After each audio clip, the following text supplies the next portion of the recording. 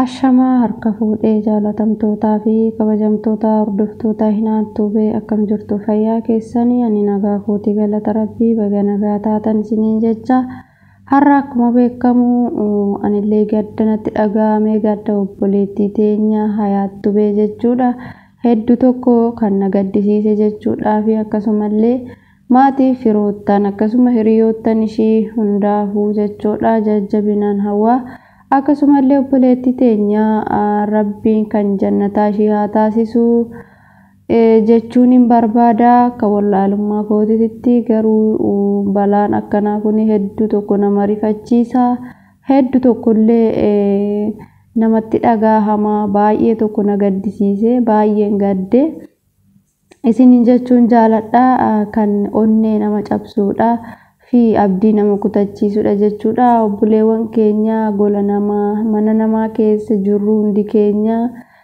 ofaa eeggannu balaa akkanaa kanarraa jechuudha balaa gaazat kanarraa jechuudha rabbii gaditti nullee of eeguu qabnaan isiniin jedha obboleettii teenya egaa rabbii lubbuu ishee haa qananiisu akka amantii qabdaniin hundumti keessanuu du'aa godhaa fi kadhannaa taasisaa fi isin jechuun jaaladha akkasumallee obboleewwan koo hundumti keessanuu warreen mana namaa jirru ofaa eegnu ofaa tiksinu rabbiin gaditti akkasumallee immoo walaa jaalannu walaa kabajnu hamma yoomitiitti jechuudha nuti kan wal jibbinu jireenya addunyaa xiqqishuu tanaa jenne kan har'a deemnu jenne guyyaa deemnu iyyuu kan hin beekne jechuudha sa'aatii kanatti fayyaa ta'uu keenya qofa kan beeknu waan nu mudatu sa'aatii kana keessatti kan hin beekne osoo wal jaalannee wal qooduu dhiisnee wal tuffachuu dhiisnee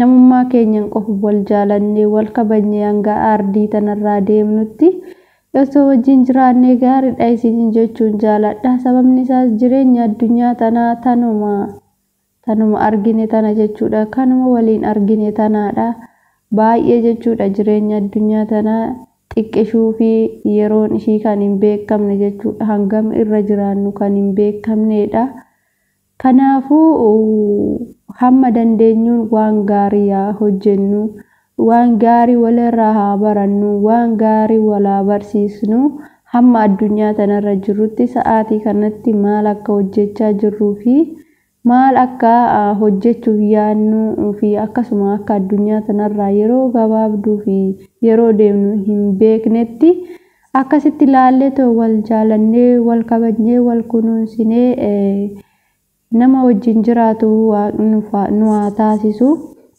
isinin jedha asumarraan immoo jechuudha waa'ee Hayaat jechuudha viidiyoon ishii kan yeroo jalqabaa haadhatti argisiisuudhaaf waraaban jedhame viidiyoo san jechuudha ijoollee baay'eetu jechuudha fuula ishee kan gubatee fi ishii haasoftu jechuudha waraabame jechuudha yuutuubii hedduu irratti jechuudha gadi dhiifamee jira jechuudha kun immoo obboleewwan koo ta'uu hin qabu isiniin jedha ta'uu hin qabu maaliif kun wanta ta'uu hin qabnedha wanta ija namaatiyyuu hin tolle wanta baay'ee onnee nama cabsuu fi yaaddoo keessa nama galchuudha jechuudha kanaafuu obboleewwan keenya wantoota akkanaa kanarraa of haa qusannu isiniin jedha dafnee jechuudha wanta tokko gaarii badaasaa otoo addaan baafatiin viidiyoo ishee san jechuudha hedduu natti dhaga'ame na dhukkubee dhugaa rabbii dubbachuudhaaf na dhukkubee kanaafuu suurota viidiyoota akkasiisan osoo gadillee dhiisuu baanne maaltu garaan dasnu jedhee viidiyoo akkasiisan fayyadamna garaa akkamiitti fayyadamna kanaafuu obboleettii teenya rabbiin kan jannataa nuuf haa taasisu haadha isheetiif illee akkasuma ijoollee isheetillee jechuudha haala danda'ameen akkuma hamma miidiyaa irratti jechuudha gadda isheetiif cinqamanii hundumtuu jechuudha gaddee boo'u kanatti ijoollee ishee bira dhaabbatanii Oromoon jechuudha hundumtuu walii galee daa'imman ishee gargaaranii fi akka isheen iddoo wayii geessuuf daa'imman isheetuni taasisuufiin baay'ee tokko barbaachisaadhaan jechuu jaaladha. Asumarraani daa'imman ishii hamma danda'ameenii fi akkasuma isaanillee jiruu baqaa keessa jiru jireenya Yaman jireenya baay'ee ulfaataadha. Jireenyi biyya sanii jireenyumti biyya namaa kamiiyyuu baay'ee ulfaataadha. Kanaafuu akkuma har'a gaddi ishii nutti dhagahamee har'a hundumti keenya jechuudha miidiyaa keenya hunda gaddaan guunnetti ijoollee ishee jechuudha haala jiruun gargaaranii hundumtuu haadha biratti jechuudha waan jiruun gargaaranii ijoolleen tun iddoo guddaa akka geessu godhuufin immoo dirqama oromummaa bahuudha. Egaa gaafa du'an qofa walii boo'u osoo hin taane yeroo waan ishiin gattee deemtee fakkeenyaaf ijoollee ishii haala kamiin akka jiranii fi akkamitti akka baratanii iddoo guddaa ga'uu fi danda'anii fi akka haati ishee sunillee jechuudha ijoollee ishee sallaaltee itti gammaddee itti haadha ishii tana jechuudha bakka hayaat buustee haati ishee akka isaan laaltu jechuudha ijoollee isaanii sanii rabbiin haa guddisuu fi rabbii gaditti immoo akkuma har'a hayaatte suurarra godhannee profaayilii waan adda addaa gooneeti gadda ibsanne kana haa bira dhaabbannu sinin jedha ijoollee ishii rabbii haa guddisuu fi rabbi bakka guddaadhaan ishii haa geessisu. Garuu dhugaa dubbachuudhaaf baay'ee nama dhukkubuu keessa darbee nama rifachiisaa hedduu jechuudha. Ijoolleen nuti jechuudha warreen mana namaa keessa hojjennu baay'inaan of eeggannoo nu barbaachisa. Gaaziin kun keessattuu warri maxbaa keessa hojjennu baay'ee of eeguu nu barbaachisa.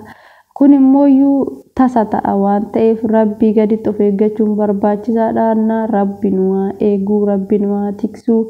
Bakka jirrutti bakka hundattuu alaa manattis ta'ee biyya keessas ta'ee biyya alattis ta'ee wanti rabbiin namaaf kaa'e wanti waaqayyoon ganama namaaf lafa kaa'ee taa'etuma nama eeggata jechuudha. Kanaaf hayaatii iddoo tokko natti dhagahame duuti ishii jechuudha. Haala kanaan haala tasa ta'e kanaan dhugaa rabbii dubbachuudhaaf Humaa jechuun hin danda'amu hojii rabbii keessallee galuun illee hin danda'amu. Kanaaf hayaatii deemtee jirti ishiin iddoo dhugaa geessee jirti. Nuti immoo wanti nurraa eegamu rabbii gaditti akka afaan beennuun amantii qabnuun hunda kadhannaa ofiisis taasisuudha. Ishiidhaafis kadhannaa du'aayii godhaa fi isiniin jechuun jaaladha. Ofii keenyaafis du'aayii haa goonuu. Rabbi biyya keenyatti mana namaatii nagaan nu haa galchuu kadhannaa taasisuudha. Amantii kan qabnuun waaqa qabnu kadhachuudha. Waan gaarii hojjechuudha. Waliif abboomamuudha.